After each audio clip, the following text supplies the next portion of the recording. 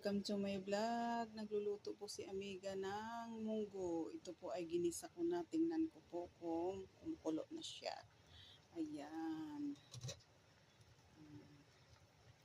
Ito po ay ginisa ko na po yung munggo. Kulo na pala siya. May sahog na po. Kumpleto na. Ilalagay ko na lang po yung alugbate. Yung gulay po niya mga amiga. Yung alugbate. Ayan. Ang gulay po niya ay alugbate. Yan. Ayan. Tinimplahan ko na po siya.